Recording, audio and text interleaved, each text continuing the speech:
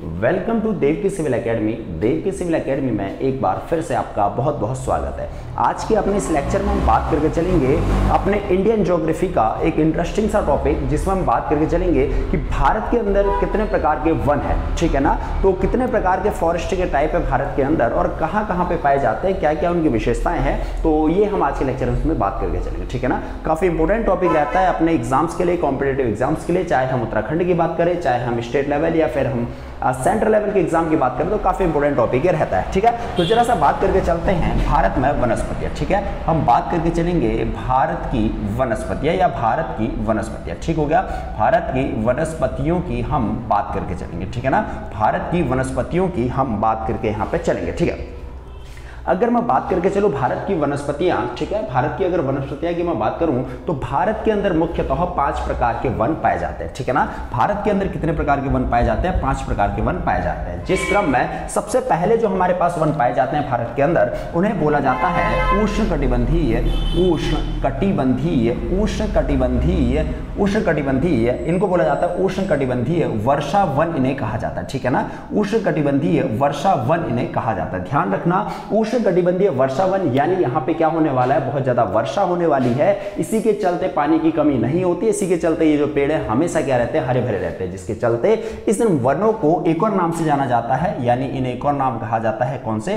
सदाबहार वन, ठीक है ना। सदाबहार वन इन्हें कहा जाता है, एवरग्रीन फॉरेस्ट इन्हें कहा जाता है, ठीक है। दूसरे टाइप के जो अपने पास भारत के अंदर वन हमें देखने के लिए मिलते हैं, नंबर 2, दूसरे प्रकार के जो वन हमें देखने के लिए मिलते हैं वो मिलते हैं उष्णकटिबंधीय मानसूनी वन, ठीक है। दूसरे जो हमें मिलते हैं वो मिलते हैं कौन से? उष्णकटिबंधीय मानसूनी वन हमें देखने के लिए मिलते हैं, मानसूनी वन हमें देखने के लिए मिलते हैं। अब उष्णकटिबंधीय मानसूनी वन है तो जाहिर सी बात है ये जो वन है ये केवल तब हरे होंगे जब मानसून आएगा। मानसून का मतलब क्या होता है कि मानसून क्या होता है, जब भारत के अंदर मानसून आता है। हम जानते हैं भारत के अंदर 2 तरीके से मानसून प्रवेश करता है, एक आती है दक्षिण पश्चिमी शाखा जो भारत के दक्षिण से आती है अरब सागर से होते हुए, और दूसरी जो पश्चिमी शाखा आती है वो आती है उत्तर पूर्वी शाखा, ठीक हो गया।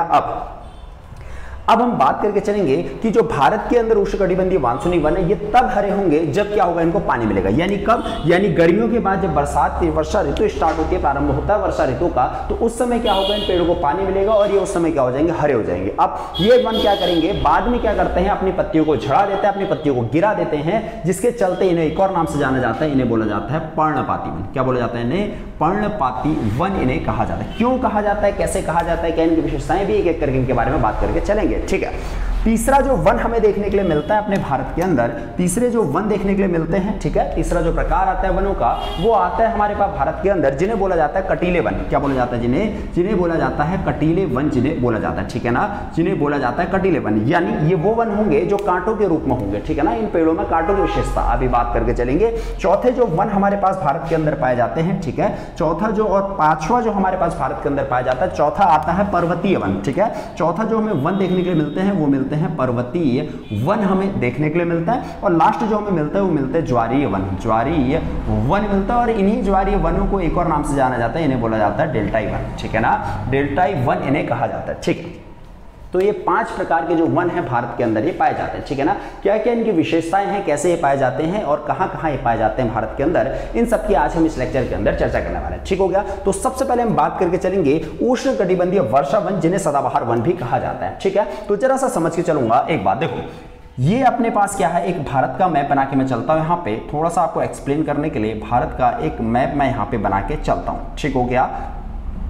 तो भारत के मैप की मदद से यहाँ पे मैं आपको समझाने की कोशिश करूंगा कि जो भारत के अंदर जो विशेषताएं हैं वनों की वो किस प्रकार से पाए जाते हैं, ठीक है। तो सबसे पहले मैं बात करता हूं, देखो कौन सी यहाँ पे उष्णकटिबंधीय वन, यानी जिन्हें सब बोला जाता है सदाबहार वन। यानी नाम से ही पता चल रहा है सदाबहार, यानी इनमें हमेशा क्या रहती होगी, हरियाली रहती होगी। क्यों रहती है, जरा समझ के देखो, ये वो वन है जो पाए जाते हैं कहां पर, जो पाए जाते हैं उन स्थानों पर जहां पर सर्वाधिक वर्षा होती है अपने भारत के अंदर। और सर्वाधिक वर्षा का मतलब है कि हम जानते, देखो मैंने अभी थोड़ी देर पहले बताया था, भारत के अंदर जो मानसून आता है, प्रवेश करता है, वो करता है कहां से, अरब सागर से, जिसे बोला जाता है दक्षिण पश्चिमी मानसूनी शाखा, जिसे बोला जाता है। और दूसरा जो हमारे पास शाखा प्रवेश करती है वो करती है यहां से, कौन सी, जिसे बोला जाता है उत्तर पूर्वी शाखा, जिसे बोला जाता है। ये जो शाखा है इसको तो हिमालय यहाँ पे रोक देता है, क्यों, क्योंकि यहाँ पे क्या अपने हम जानते हैं भारत के उत्तरी क्षेत्र में हिमालय है, तो हिमालय क्या कर देता है, ये जो हमारे पास शाखा है कौन सी मानसून की, इसका मैंने नाम बताया उत्तर पूर्वी शाखा। उत्तर पूर्वी शाखा, इस उत्तर पूर्वी शाखा को क्या कर देता है, हिमालय को रोक देता है, जिसके चलते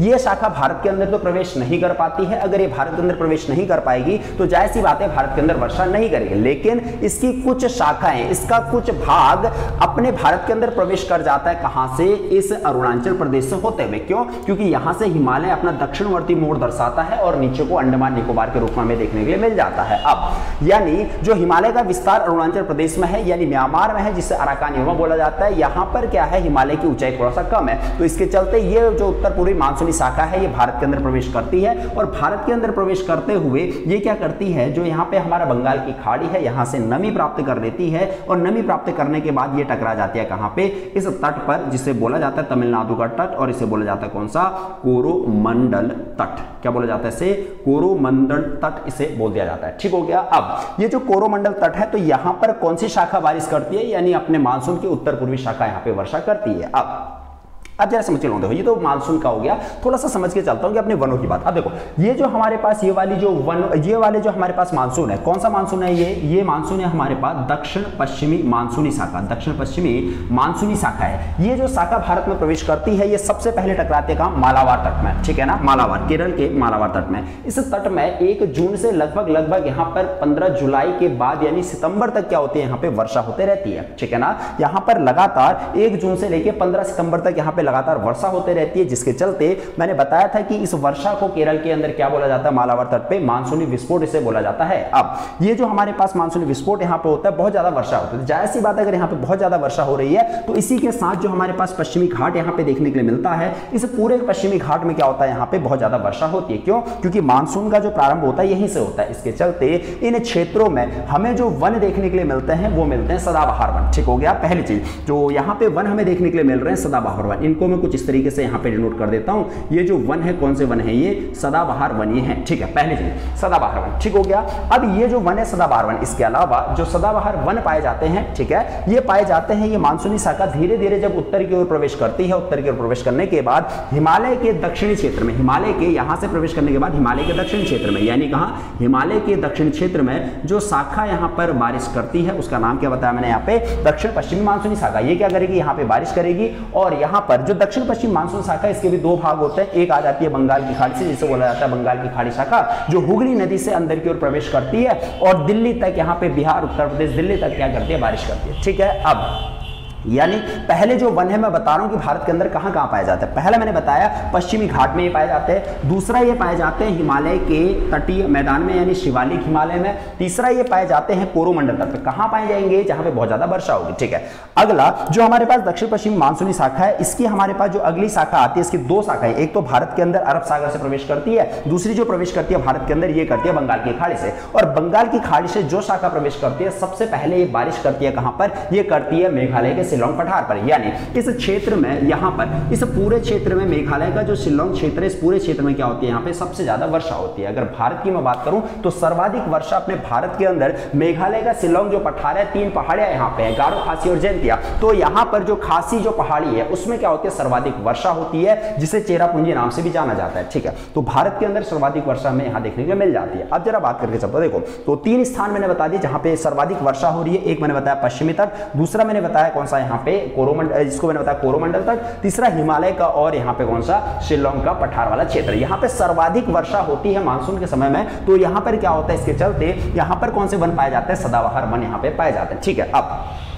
सदाबहार वन पाए जाते हैं, यानी इनकी विशेषता है कि अगर वनों में बहुत ज्यादा पानी है, वनों के पास अगर पेड़ पौधों के पास अगर पानी की कमी नहीं है, तो ऐसे पेड़ पौधे क्या करते हैं, अपनी पत्तियों को चौड़ा कर देते हैं। इसका मतलब कि अगर यहाँ पे क्या है, पेड़ पौधों में अगर बहुत ज्यादा पानी होता है तो उनकी पत्तियां क्या होती है, चौड़ी होती है। यानी एक बात मुझे ये समझ में आ जानी चाहिए कि अगर किसी भी पेड़ पौधों की पत्तियां अगर बहुत ज्यादा चौड़ी है तो मुझे ये समझ में आ जानी चाहिए कि यहाँ पर क्या है, पानी की कमी नहीं है, उनके पास बहुत ज्यादा पानी है। जैसे फॉर एग्जाम्पल मैं बात करूं केला, ठीक है, जो केले का पेड़ होता है उसकी पत्तियां सबसे ज्यादा चौड़ी होती है और उसमें पानी पानी की कमी कभी नहीं होती है, ठीक है ना। तो इसका मतलब यह है कि जहां पे पानी बहुत ज्यादा होगा उनकी पेड़ों की पत्तियां ऑटोमेटिकली क्या हो जाती है, चौड़ी हो जाती है, ठीक है। तो इसका मतलब ये वो क्षेत्र है जहां पे कौन से वन पाए जाते हैं, मेरे पास सदाबहार वन पाए जाते हैं, ठीक है। दूसरा जो वनों का प्रकार आता है उष्णकटिबंधीय मानसूनी वन, इन्हें बोला जाता है पर्णपाती वन। अब ये वो वन है जो कहां पाए जाते हैं, जो पाए जाएंगे उन क्षेत्रों में जहां पे बारिश सिर्फ और सिर्फ कब होती है, मानसून के समय में होती है, यानी बरसात के समय में होती है। यानी ये वो क्षेत्र हैं जहां पे अगर मैं बात करूं तो ये वो वाला क्षेत्र है, ये वाला, ठीक है ना। यानी प्रायद्वीपीय भारत की अगर मैं बात करूं, यहां का वो क्षेत्र है,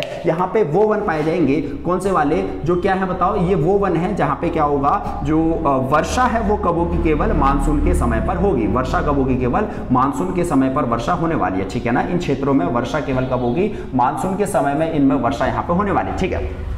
अब होगा क्या, जरा समझ चलता। देखो उष्णकटिबंधीय मानसूनी वन है, इन क्षेत्रों में क्या होता है, वर्षा तभी होती है जब मानसून आता है, यानी वर्षा ऋतु के समय। बाकी समय में यहाँ पे बहुत ज्यादा गर्मी होती है, ठीक है। तो इसके चलते यहाँ पे क्या होता है, ये जो पेड़ पौधे हैं, ठीक है, वर्षा ऋतु में तो पानी ग्रहण कर लेता है, लेकिन धीरे धीरे बाद वर्षा ऋतु के बाद शीत ऋतु आती है, जाड़ों के समय फिर गर्मी का समय आता है, तो तब तक इनका पानी जो है लगभग समाप्ति की कगार पर आ जाता है। और जैसे ही गर्मी बहुत ज्यादा बढ़ जाती है तो इनको यह समझ में आ जाता है भैया क्या, कि अब हमारा जो जीवित रहना है वो थोड़ा सा असंभव हो गया है। क्यों, क्योंकि जल ही जीवन है, ये हम जानते हैं। जैसे जैसे हम अपने आप को अपने सहूलियत के अकॉर्डिंग ढालते हैं, ठीक है, उसी तरीके से पेड़ भी क्या कर देते हैं, अपनी सहूलियत के अकॉर्डिंग, अपने यहाँ पे जरूरत के अकॉर्डिंग अपने आप को ढाल लेते हैं। तो बड़े चालाक होते हैं, करते क्या है, जैसे इनको समझ में आता है कि गर्मी आ गई है और अभी बरसात आने में बहुत टाइम है, तो इसके चलते अगर जो पत्तियां हैं, देखो जो पेड़ होते हैं, मैं एक चीज बताता हूं, पेड़ों में जो पत्तियां होती है, पत्तियों में छोटे छोटे छिद्र पाए जाते हैं, जिन्हें बोला जाता है रोम, पोर्स जिसे बोला जाता है। अब ये जो पोर्स हैं, इन्हें क्या होता है, देखो यहीं से क्या होता है, पेड़ों के अंदर का जो पानी होता है वो बाहर आता है, ठीक है ना।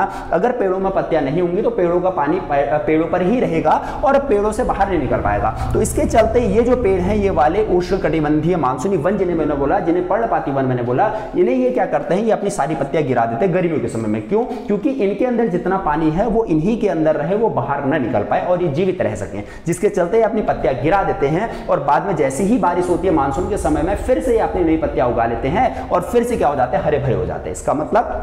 इसका मतलब ये वो वाला क्षेत्र है जहां पे क्या होगा, मानसूनी वन पाए जाते हैं, पर्णपाती वन पाए जाते हैं। और पर्णपाती वन क्या होता है काम में, जो मानसून आने से पहले यानी गर्मियों के समय में अपनी पत्तियों को गिरा देते हैं, ठीक हो गया। अगला बात करके चलता हूं, अगला आता हमारे पास कटीले वन। कटीले वन कहने का मतलब ये है, कटीले वन अब क्या होगा, देखो पेड़ों के पास क्या होता है, यहाँ पे जैसे जैसे पानी हो रहा है, पानी, देखो एक चीज बता दो, भारत के अंदर जो वन होते हैं, भारत के अंदर जो वन होते हैं, ये वन अनुसरण करते हैं किसका, वर्षा का। क्या करते हैं बताओ, ये वर्षा का अनुसरण करते हैं, अनुसरण, वर्षा का क्या करते हैं, ये अनुसरण। यानी भारत के अंदर जो वन है, जो पेड़ पौधे हैं, वो वर्षा का अनुसरण करते हैं। वर्षा का अनुसरण का मतलब यह है कि जैसे जैसे वर्षा होगी, जितनी ज्यादा वर्षा होगी, जितना ज्यादा पानी होगा, उसके अकॉर्डिंग ये खुद को ढाल लेते हैं, ठीक है। अब अगला देख के चलता हूं, कटीले वन। अब होता क्या है, कुछ क्षेत्र ऐसे भी हैं भारत के अंदर जहां पर वर्षा नहीं होती। वर्षा क्यों नहीं होती, क्योंकि मानसून नहीं पहुंच पाता है। जैसे मैं बात करूं राजस्थान वाला क्षेत्र, ठीक है, राजस्थान का ये क्षेत्र है जहां पे वर्षा नहीं होती। इसके अलावा मैं बात करूं जो नीचे अपना कर्नाटक का उत्तरी क्षेत्र और तेलंगाना वाला क्षेत्र है, यहाँ पे कर्नाटक का उत्तरी क्षेत्र और तेलंगाना, ये वाला कुछ पोर्शन, ठीक है, इस पोर्शन में भी क्या नहीं होती, यहाँ पे बारिश नहीं हो पाती है, ठीक। अब इन क्षेत्रों में जब बारिश ही नहीं होगी तो जाहिर सी बात है पेड़ पौधे क्या होंगे, यहाँ पे सूखने लग जाएंगे। अब पेड़ पौधे सूख जाएंगे तो भैया मर जाएंगे। तो इसके चलते पेड़ पौधे क्या करते हैं, अपनी पत्तियों को बदल देते हैं, किस रूप में, कांटों के रूप में, ठीक है ना। अपनी पत्तियों को किस रूप में बदल देते हैं, कांटों के रूप में बदल देते हैं। पत्तियां ही नहीं होंगी, पेड़ों के अंदर जो पानी हो पेड़ों के अंदर ही रहेगा और बाहर नहीं निकल पाएगा। अब कांटों से तो पानी आ नहीं सकता है, जिसके चलते ये जो पेड़ है हमारे पास, जो वन है, ये अपनी पत्तियों को कांटों में बदल देते हैं और यहां पे क्या हो जाता है बताओ, ये वन क्या रहने लगते हैं, ये जो पेड़ हैं ये जीवित रह जाते हैं, ठीक है ना। तो जरा समझ चलता हूं, तो मैंने कहा इन क्षेत्रों में ये पाए जाते हैं, इन क्षेत्रों में ब्लैक कलर से, ठीक है ना, इन क्षेत्रों में ये वन पाए जाते हैं। कौन से वन है फिर, ये कटीले वन। कटीले वन मतलब जिनमें क्या होंगे, कांटे होंगे, ठीक होंगे ना, कांटे वाले क्षेत्र में होंगे, ठीक है। अगला जो वनों का प्रकार आता है हमारे पास, पर्वतीय वन। अब पर्वतीय वनों की अगर मैं बात करूं, देखो पर्वतीय वन जो हमारे पास होते हैं, पर्वतीय वन, ये क्या करते हैं, ये वर्षा का अनुसरण नहीं करते हैं। इसका मतलब ये वर्षा को फॉलो नहीं करेंगे, इनको कोई फर्क नहीं पड़ता कि वर्षा हो या ना हो, इनको कोई फर्क नहीं पड़ता, इनको फर्क पड़ता ऊंचाई से। ध्यान रखना, पर्वतीय वन ऊंचाई का अनुसरण करते हैं, वर्षा का नहीं। किसका अनुसरण करेंगे, ये ऊंचाई का क्या करते हैं, ये ऊंचाई का अनुसरण करते हैं। मतलब ऊंचाई का क्या करते हैं, अनुसरण, यानी ऊंचाई को क्या करते हैं, फॉलो करते हैं। इसका मतलब कि पर्वतों की हाइट जैसे जैसे बढ़ती चली जाएगी वैसे वैसे क्या होता है, पेड़ पौधे भी हमें अलग अलग प्रकार के देखने के लिए मिलते हैं। जैसे मैं बात करूं कि अपने भारत के अंदर जो हमारे पास वन पाए जाते हैं, पर्वतीय वन, ठीक है ना, पर्वतीय वन जो हमारे पास भारत के अंदर पाए जाते हैं। देखो, अगर पर्वतों की हाइट 1000 से, पर्वतों की हाइट अगर 1000 से 2000 तक है, तो यहाँ पे जो वन पाए जाते हैं, ठीक है, इन्हें बोला जाता है शीतोष्ण पर्वतीय वन। क्या बोला जाता है इन्हें? शीतोष्ण वन इन्हें बोला जाता है। मतलब यहाँ के जो पेड़ पौधे होंगे वो कुछ इस प्रकार से होते हैं, देखो इस प्रकार से, ठीक है ना, तिकोनिया शेप इनका रहता है, लेकिन कैसे थोड़ा सा फैलाव वाले पेड़ रहते हैं। जैसे अगर मैं बात करूं देवदार का पेड़, ठीक है ना, तो देवदार का पेड़ एक तिकोनिया पेड़ जैसा लगेगा, लेकिन थोड़ा सा कैसा रहता है, फैलाव के रूप में रहता है, ठीक हो गया, थोड़ा सा फैलाव, ठीक है। हाइट बढ़ेगी तो क्या होगा, इनका रूप चेंज होगा। क्यों होगा जरा समझ लो। देखो, अब जब तक हाइट कम थी तब तक इन्होंने अपने को फैला के रखा हुआ था। अब होगा क्या, यहाँ पे जब बर्फ पड़ेगी, कि पर्वतों में क्या पड़ती है, बर्फ पड़ती है, ऊंचाई वाले क्षेत्रों में बर्फ पड़ती है। अब जब यहाँ पे बर्फ पड़ेगी, बर्फ इसके ऊपर पड़ेगी, पर्वतों के ऊपर पड़ेगी, यानी पर्वतों के ऊपर यानी पेड़ पौधों के ऊपर जब बर्फ पड़ेगी, तो ये क्या करेंगे, ये अपने ऊपर क्या कर लेंगे, बर्फ को रख लेंगे, ठीक है, मतलब बर्फ इनके ऊपर पड़ जाती है।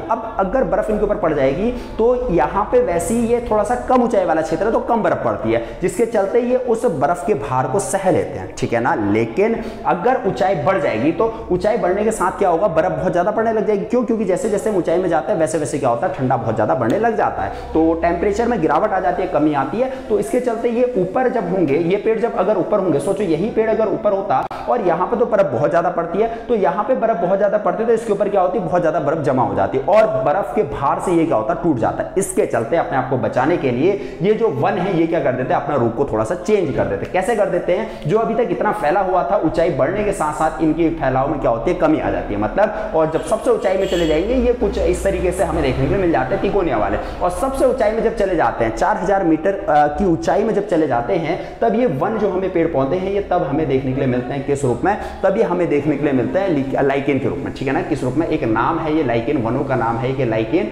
तो लाइकेन के रूप में देखने के लिए मिलते हैं। अब जरा समझ चलता हूं, देखो अब यहाँ पे इसने अपना फैलाव कम कर दिया, इससे होगा क्या, इसके ऊपर बर्फ पड़ेगी, तो बर्फ पड़ेगी, ढालों के सारे बर्फ नीचे चले जाएगी, तो ये क्या हो जाएगा, बच जाएगा। वैसे ही यहाँ पे आते आते इनका जो ढाल है वो क्या होता है, तिकोनिया हो जाता है, ठीक हो ना, कोणधारी वन जिन्हें बोला जाता है। तो कोणधारी वन क्या होता है, इनके ऊपर अगर बर्फ पड़ेगी तो एकदम से ढलान मिलने के कारण बर्फ नीचे जाएगी, इनके ऊपर नहीं जमी रहेगी। अगर बर्फ इनके ऊपर नहीं जमेगी तो ये क्या रहेंगे, जीवित रह सकते हैं। लेकिन जैसे जैसे ऊपर को चले जाते हैं, बहुत ज्यादा हाइट में हम चले जाते हैं, 4000 मीटर यानी 4-4.5 किलोमीटर के ऊपर जब हम चले जाते हैं, तो वहां पर जो वन पाए जाते हैं उन्हें बोला जाता है टुंड्रा वन। क्या बोला जाता है उन्हें बोला जाता है टुंड्रा वन। क्या बोला जाता है उन्हें, टुंड्रा वन उन्हें बोला जाता है। और टुंड्रा वन का मैंने एक यहाँ पे एग्जांपल दिया, लाइकेन इसका एक वन हो जाता है, ठीक है ना, लाइकेन। तो लाइकेन क्या है, इसकी एक विशेषता हो जाती है, घास यहाँ पे होती है, ऊपर ऊपर क्या होने लगती है, घास होने लगती है, वन घास में बदलने लगते हैं बर्फ में। तो यहाँ पर क्या है, लाइकेन इसका एक विशेषता यहाँ पे हो जाती है। तो इसका मतलब हम ये देख रहे हैं, जहां पे बारिश के अकॉर्डिंग, बारिश का अनुसरण पेड़ों द्वारा किया जा रहा है, तो वहां पे वर्षा के अकॉर्डिंग अपने आप को वन बदल रहे हैं, और जहां पर ऊंचाई का अनुसरण किया जा रहा है, वहां पे ऊंचाई के हिसाब से वन अपने आप को बदल ले रहे हैं। और लास्ट हमारे पास जो प्रकार आ जाता है वो आता है ज्वारीय वन